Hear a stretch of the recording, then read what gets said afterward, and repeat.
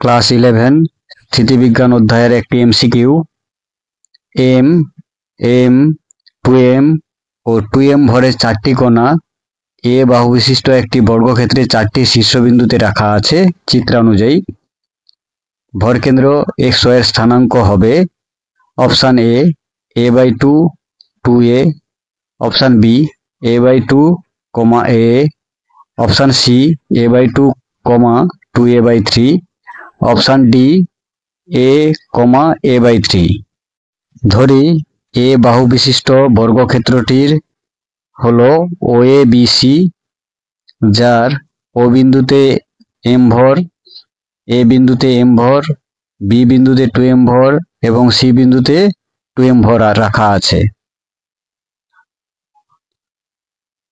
ও বিন্দু স্থানাঙ্ক 0 0, এ বিন্দু স্থানাঙ্ক a0, বি বিন্দু স্থানাঙ্ক 0a, সি বিন্দু স্থানাঙ্ক a, a।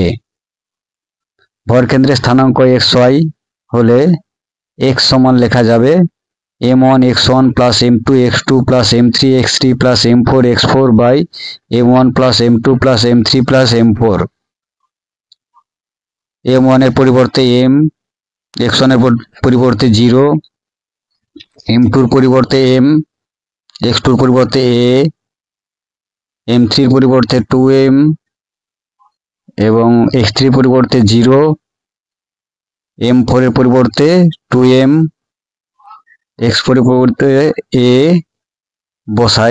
বসিয়ে পাই x = 3ma by 6m সমান a/2।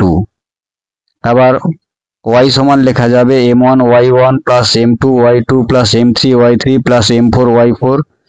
m1 m2 এর পরিবর্তে m, m3 ও m4 এর পরিবর্তে 2m, y1 এর পরিবর্তে 0, y2 এর পরিবর্তে 0, y3 এর পরিবর্তে a, y4 এর পরিবর্তে a বসিয়ে পাই y = 4ma by 6m সমান 2a/3।